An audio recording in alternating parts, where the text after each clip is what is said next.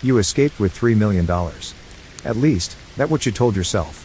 It was 2:13 in the morning.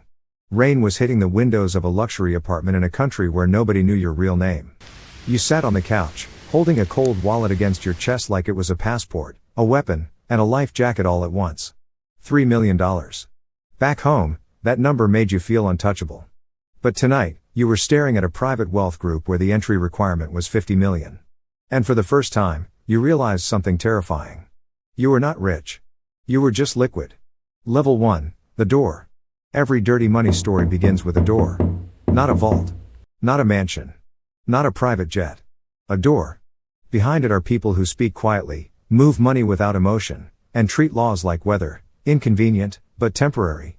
You get in with borrowed confidence, fake introductions, and documents that look more expensive than they are. Nobody trusts you. Nobody respects you. But they let you stand close enough to listen. And that is the first trap. Because the moment you see how the room works, normal life starts to look small. Level 2, the first favor. At first, you tell yourself you are only observing. You save screenshots. You study names. You memorize patterns. You are not part of it. You are collecting insurance. Then someone asks for one small favor. Nothing dramatic. Nothing violent. Just a little research. A little translation. A little market report. And when the money arrives, it is clean, instant, and larger than anything you used to earn in a month. You stare at the number on your screen. Your hands are shaking. Not from fear. From recognition. Because some part of you has been waiting for this feeling your whole life. Level 3, the machine. The first payment changes you quietly. You stop asking, is this wrong? You start asking, why are they paying so much? Then you see the machine. It is not one person scamming another person. It is a whole ecosystem. Writers who create the dream. Influencers who sell the dream. Lawyers who make it look respectable. Middlemen who disappear when the music stops. And at the bottom, always, there are ordinary people trying to escape ordinary lives. Retirees. Small business owners. Young workers. Immigrants. People who are not greedy enough to be villains, only desperate enough to believe. You tell yourself they would have lost money anyway. Then you help the machine run faster. Level 4, the upgrade. The strange thing about dirty money is that it never feels like enough. Your apartment gets bigger. Your clothes get better. Your dinners become private. Your phone fills with people who call you brother. But every upgrade creates a new cost. Security. Lawyers. Shell companies. Password managers. New phones. New passports. New lies. You used to dream of having money. Now you need money just to protect the money. And the richer you look, the more afraid you become. Because in this world, wealth is not a shield. It is a signal. Level 5, the circle. One night, someone in the group loses everything. A wallet is drained. A partner disappears. A friend becomes a witness. The chat goes quiet for 6 minutes. Then the jokes begin. Nobody says, that is horrible. They say, he should have been smarter. And you laugh with them. That is how you know you have changed. Not because you stole. Not because you lied. Not because you helped people get hurt. But because someone else fell into the same hole you were afraid of, and your first emotion was relief. Better him than you. Level 6, the crown.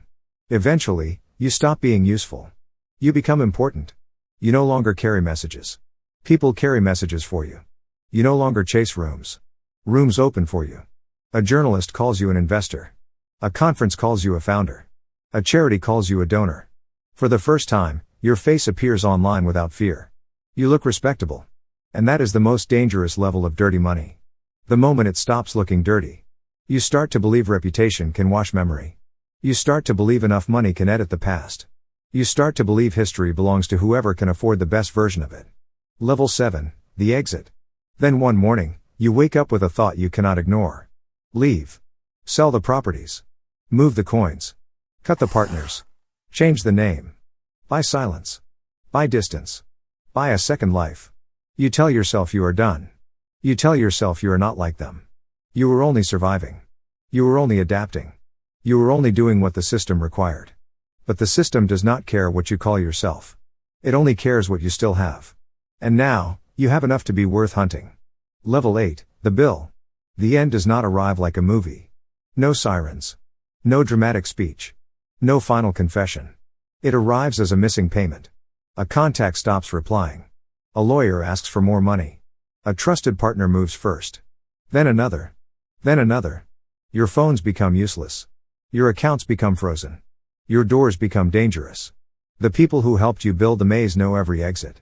And the people you stepped on never forgot your name. So you run again. But this time, there is no luxury apartment.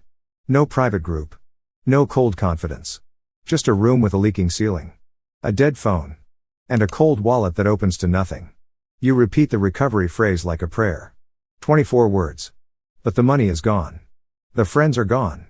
The name is gone. And finally, you understand the joke. You were never inside the circle. You were inventory. The machine did not betray you. It finished using you. And somewhere tonight, in another country, another man is sitting in another expensive room. He has a cold wallet against his chest. A few $1,000,000 he thinks will save him. And a private invitation glowing on his phone. His hands are shaking. But not from fear. From recognition. He thinks he found the door. He does not know the door found him.